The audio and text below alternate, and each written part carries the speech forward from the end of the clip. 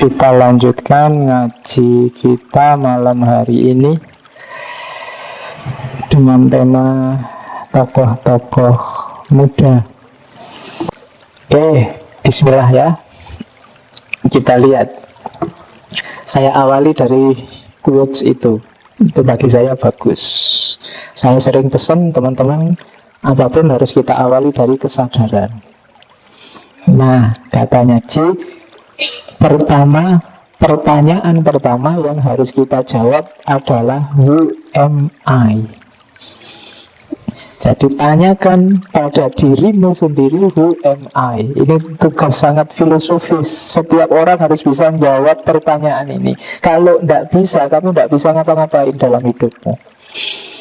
Orang itu untuk bertindak, untuk bergerak, kan harus punya titik pijak. Aku ini siapa?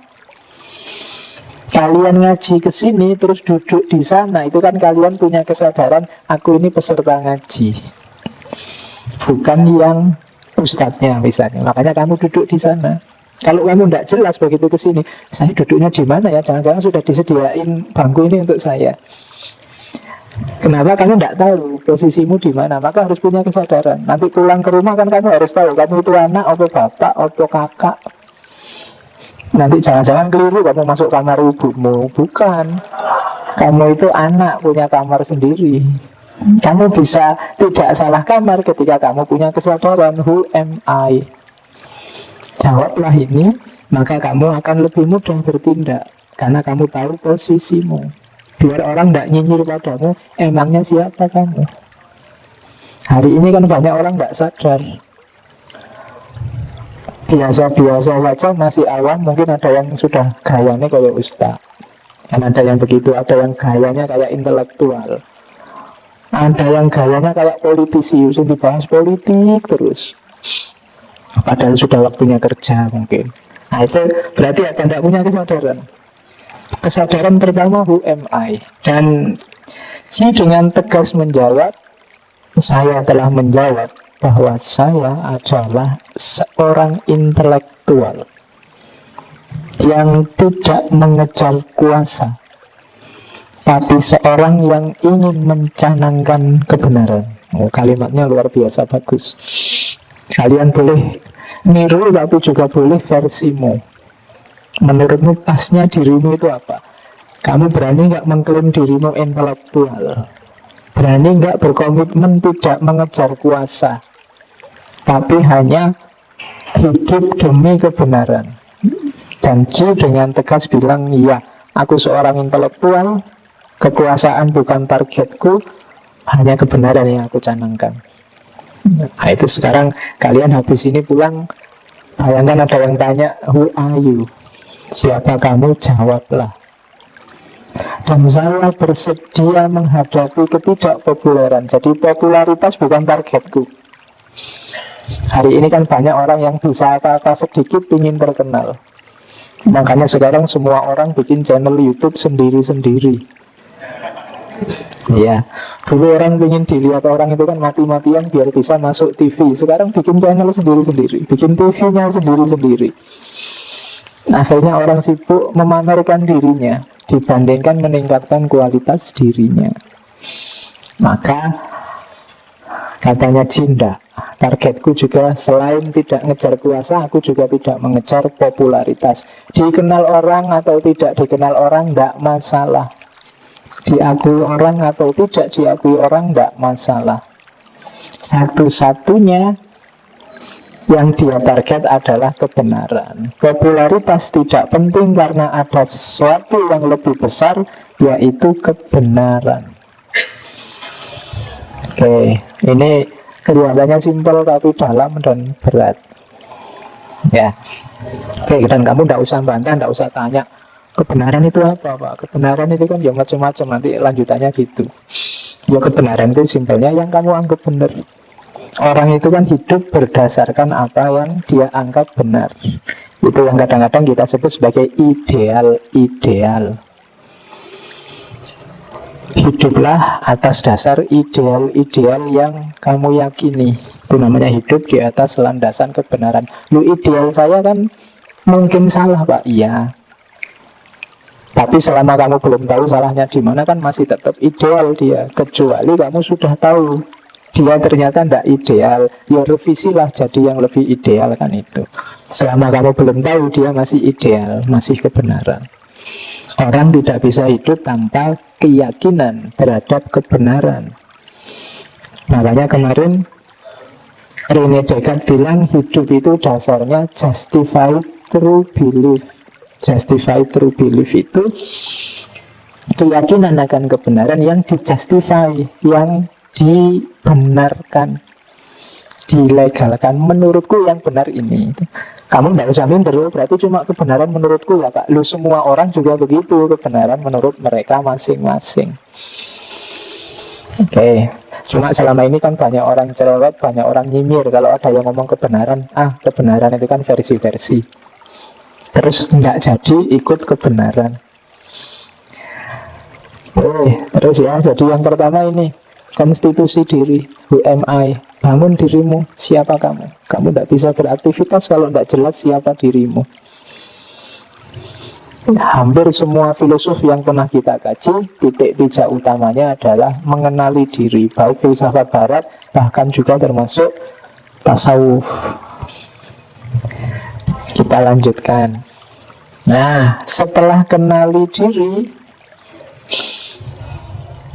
wilayah yang harus kita tegaskan lagi adalah kemerdekaan, kebebasan. Katanya Ji, hanya ada dua pilihan, menjadi apatis atau mengikuti arus.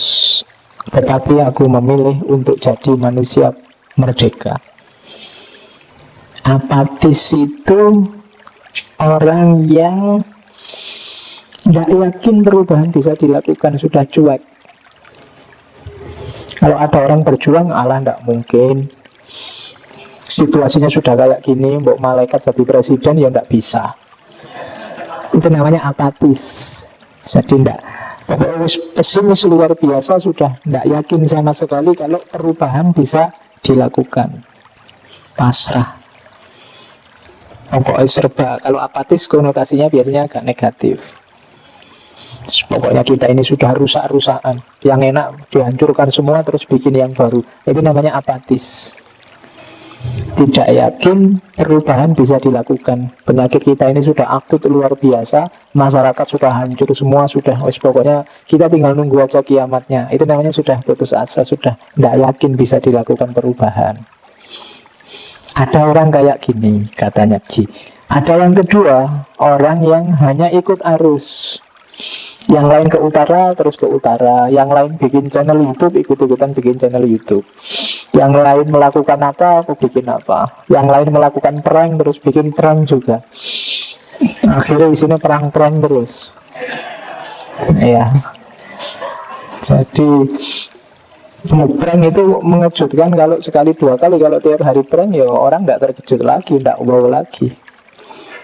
Khawatirnya kalau tiap hari kamu prank, itu kan nama lain dari bohong, tidak serius, iseng.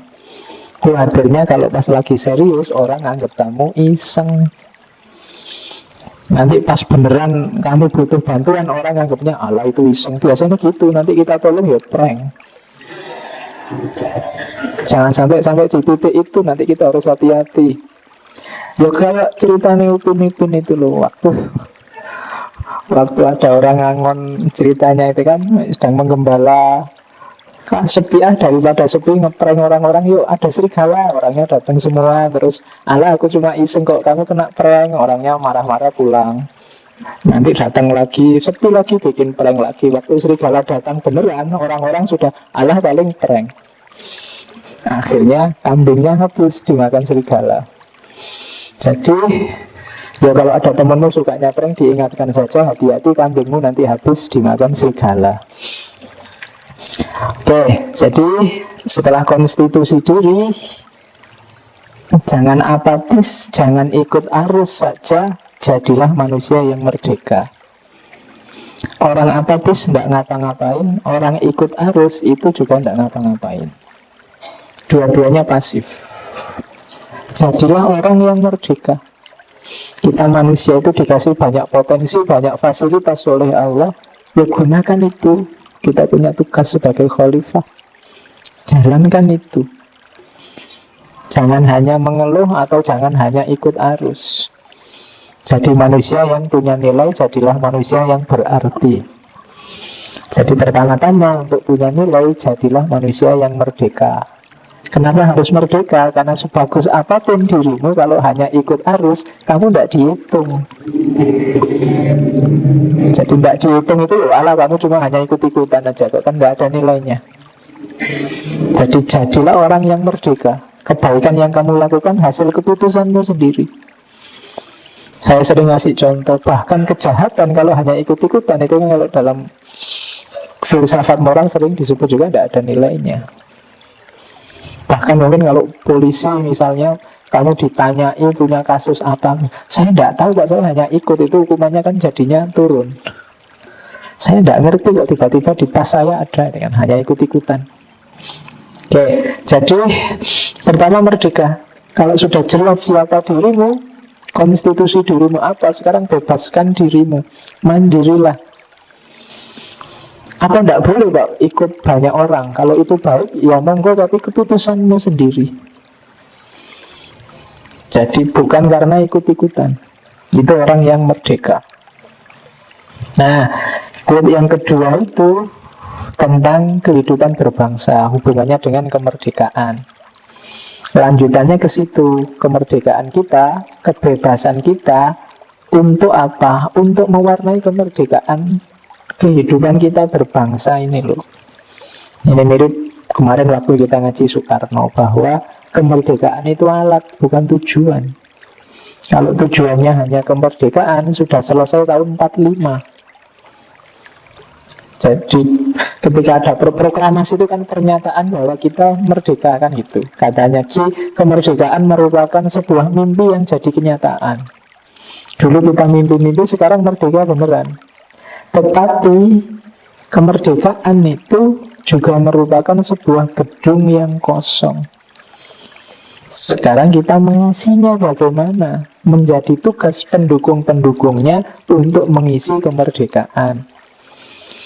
Saya sering menyampaikan ada dua jenis freedom, ada freedom from, ada freedom for. Freedom from itu bebas dari. Banyak orang mengasosiasikan selalu kemerdekaan itu dengan bebas dari. Jadi bebas dari keterikatan, bebas dari penjajahan, bebas dari apa saja. Nah ya, bebas dari mungkin berat, tapi ada yang lebih berat. Bebas untuk, freedom for.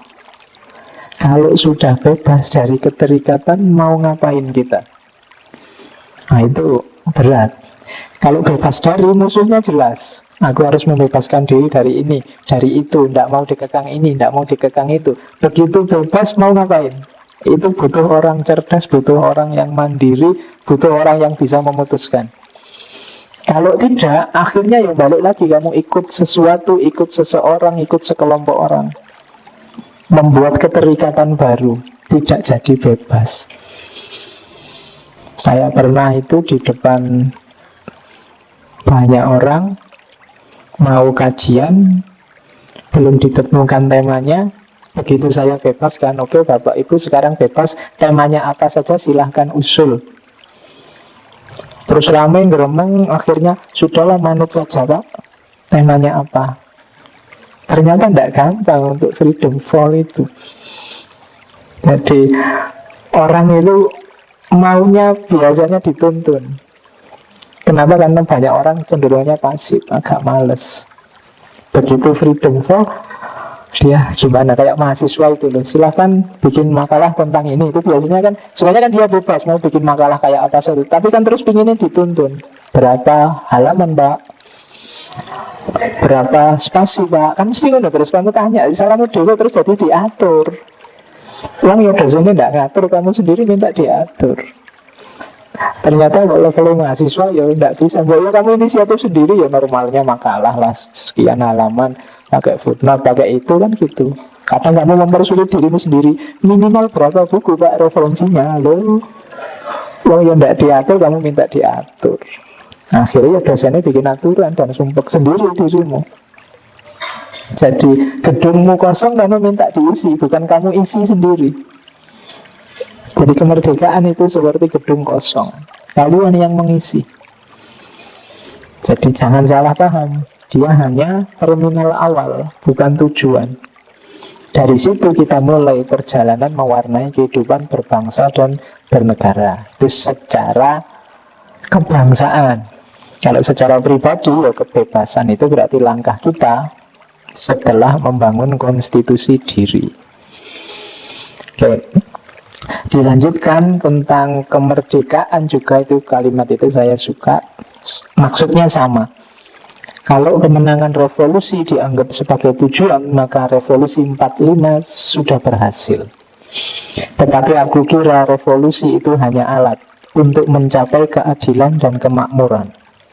Yang perang tidak hanya untuk ekonomi.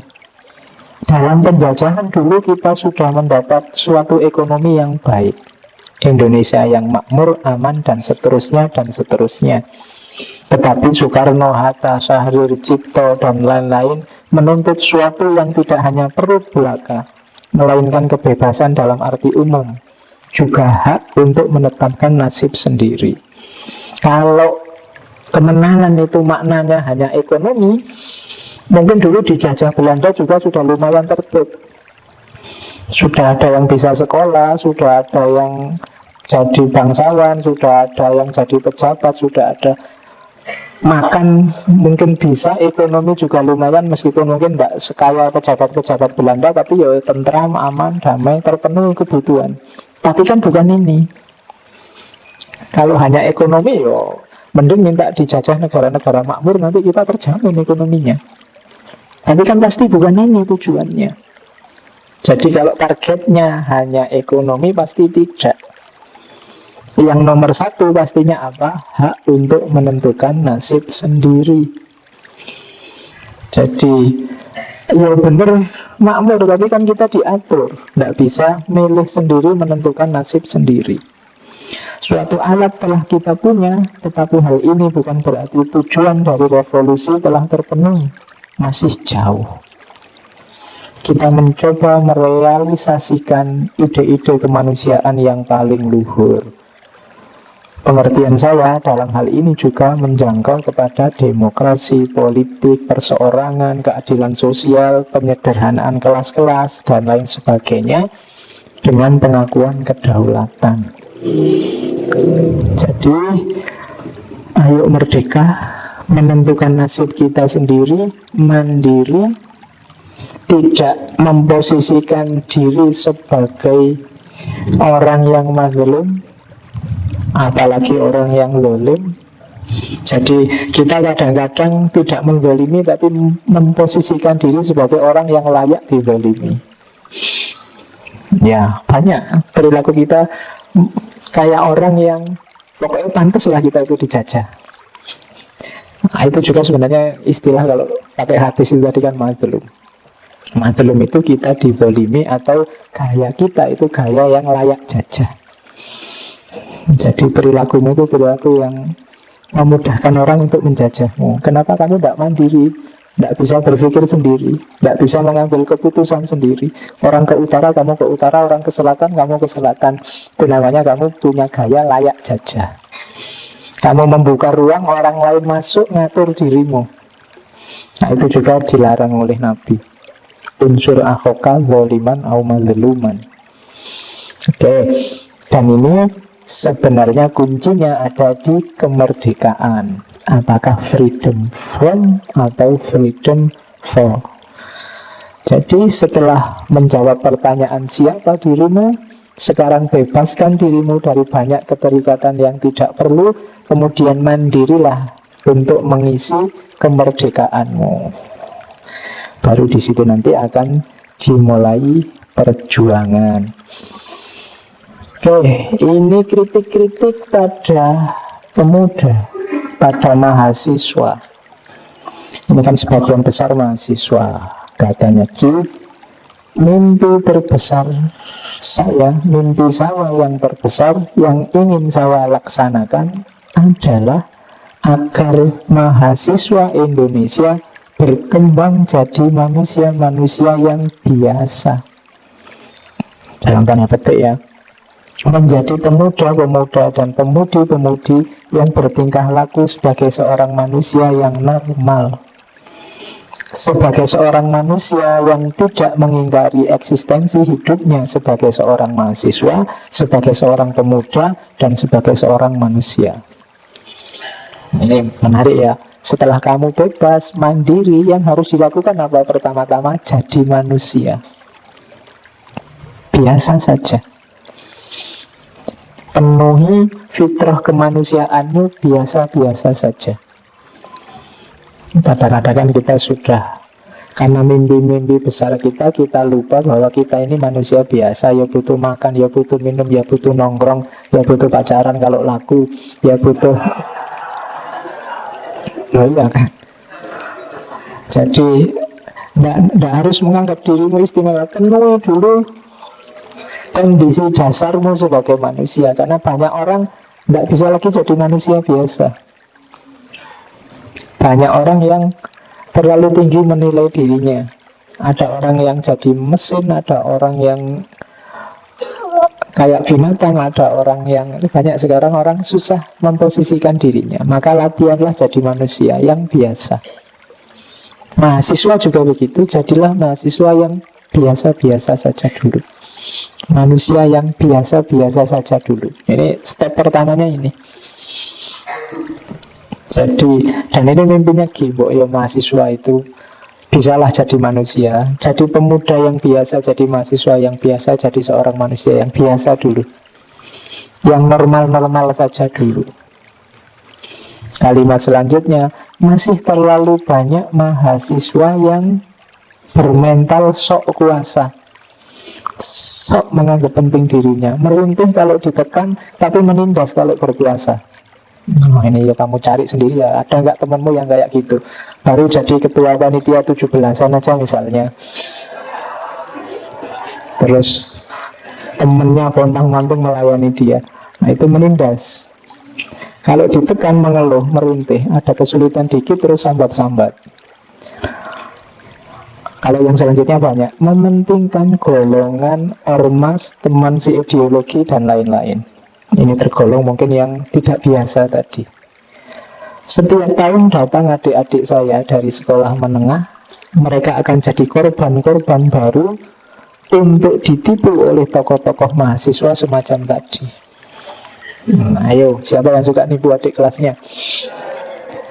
Jadi korban untuk jadi mahasiswa kelas elit tadi loh, yang sok kuasa tapi mudah mengeluh, gampang menindas yang di bawahnya, mementingkan kelompok ormas teman si ideologinya, terus mempengaruhi adik kelasnya agar gayanya persis kayak dia. Itu yang tidak disukai oleh Ji. Sama-sama manusianya, sama-sama mahasiswanya, normalnya hidup yang setara saja, bersenang-senang bersama di era muda, tapi sudah gayanya sudah sok kuasa. Padahal katanya Ki, mahasiswa itu punya tanggung jawab besar. Kenapa katanya Ki? Makin redup idealisme dan heroisme pemuda, makin banyak korupsi. Jadi anak-anak muda itu jadi kuncinya sebenarnya, termasuk mahasiswa. Kalau mahasiswa kehilangan idealisme, kehilangan heroisme, tidak ada yang demo, tidak ada yang menyuarakan kepentingan rakyat. Jadi dalam pandangannya Ki, mahasiswa ini vital. Maka pertama-tama dia harus ngerti caranya jadi manusia. Maka dia akan tahu fenomena yang non-manusia, yang tidak humanis. Suarakanlah itu. Kalau mahasiswanya dia tidak heroik, tidak idealis, ya selesai. Yang tua-tua enggak, kamu tidak bawakan bapak-bapakmu, simbah-simbahmu terus demo orasi kayak kamu. Yang masih punya gairah semangat itu yang muda-muda, wakililah mereka. Itu yang ada di pikirannya Ki. Kalau kamu juga pendiam, sekarang kan mahasiswa cenderung pendiam, karena yang gerak sekarang bukan mulutnya tapi jarinya, mainan HP. Oke, saingan posting, saingan ngetrend tadi. Iya, Nanti waktumu habis, kapan kamu teriak-teriak? Heroisme, idealismemu mana, kan itu bahasa kasarnya Ji. Jadi kamu yang mahasiswa, setelah tadi kamu merdeka, sekarang saatnya bertindak. Pertama-tama jadilah manusia biasa yang manusiawi. Untuk bisa kamu mengenali mana yang tidak manusiawi. Jangan jadi elit yang sok kuasa. Jangan jadi sosok yang manja, yang mengeluh kalau ditekan, tapi ganasnya luar biasa kalau punya kekuasaan. Jadi itu tugasmu. Ya, introspeksi sendiri-sendiri. Oke, terus. Nah, yang dilihat oleh G, realitas baru inilah yang dihadapi pemuda-pemuda Indonesia yang penuh dengan idealisme. Kalian siswa yang idealis, tantangannya juga berat. Makanya tadi jangan santai-santai. Kalau kamu menjadi manusia yang non-kompromistis, kamu kritis, ada ketidakadilan, kamu gugat dan macam-macam dengan idealismemu, maka katanya Ki, orang-orang dengan aneh dan kasihan akan melihat mereka sambil geleng-geleng kepala. Dia pandai dan jujur, tapi sayangnya kakinya tidak menjejak tanah. Jadi katanya Ki, siap-siap ya, nanti kamu yang idealis akan dikritik semacam ini. Iya sih kamu pinter, iya sih kamu cerdas, tapi pikiranmu melangit. Tapi kamu idealis, tidak lihat kenyataan. Kamu kan kalau dikritik kayak gini kan langsung menggelap. Tapi tantanganmu memang itu. Katanya Ki, kalau kamu non-kompromis, kamu akan dianggap orang yang tidak membumi, tidak tahu kenyataan, tidak ngerti situasi. Tapi tidak apa-apa, tantang menyerah harusnya. Tapi kalau kamu tidak kuat, ya ambil jalan kedua. Atau dia kompromi dengan situasi yang baru. Lupakan idealisme dan ikut arus. Bergabung dengan grup yang kuat, partai, ormas, ABRI, dan lain-lain. Dan belajarlah teknik memfitnah dan menjilat. Ya, nanti kamu akan sukses. Karir hidup akan cepat menanjak. Atau kalau mau lebih aman, kerjalah di sebuah perusahaan yang bisa memberikan sebuah rumah kecil, sebuah mobil, atau jaminan-jaminan lain. Dan belajarlah patuh dengan atasan. Kemudian carilah istri yang manis. Ya, terus kehidupan selesai. Jadi kamu boleh milih pilihan pertama atau pilihan kedua, kompromi atau non-kompromi. Kalau hanya ingin kesenangan jangka pendek, tidak berpikir jauh ke depan, ya kamu pilih yang kompromi sajalah. Yang penting lulus, IPK-nya tinggi, daftar PNS diterima, terus nyari istri, kemudian punya anak, membesarkan anak, hidup selesai. Tidak ada idealisme standar. Jadi boleh kamu pilih gaya pertama atau gaya kedua, katanya Ki. Jadi kalau yang gaya pertama, kamu akan tabrakan dengan banyak sekali pihak. Mungkin orang tuamu, mungkin masyarakatmu, mungkin pemerintah, macam-macam. Tapi tujuannya kan tidak jangka pendek, tapi jangka panjang. Jadi itu cirinya pemuda. Nanti tabrakan dengan banyak hal. Gini kan terkenal kritis, apa aja dikritik. Kalau dia tidak cocok, ya dikritisi. Meskipun dia anti komunis, tapi waktu terjadi pembantaian kader-kader komunis, ya dia mengkritik dengan keras. Jadi memang kritis, dan ini kan kayak tabrakan terus. Zaman Presiden Soekarno mengkritik komunisme, zaman Presiden Soeharto mengkritik pembantaian komunisme. Itu kan tabrakan terus dengan kekuasaan besar. Tapi itulah idealismenya. Karena satu-satunya yang dia junjung adalah kebenaran. Jadi bukan kelompok, bukan ras, bukan etnis, bukan ormasnya, bukan organisasinya. Kalau ada fenomena yang keliru, ya disebut keliru. Dan itu resikonya nanti berat, panjang. Dia diteror bolak-balik, dia pernah diserempet mobil, dia macam-macam. Tapi itu perjuangan. Kurang lebihnya mohon maaf. Wallahu muwafiq, wallahu a'lam bishawab. Wassalamualaikum warahmatullahi wabarakatuh.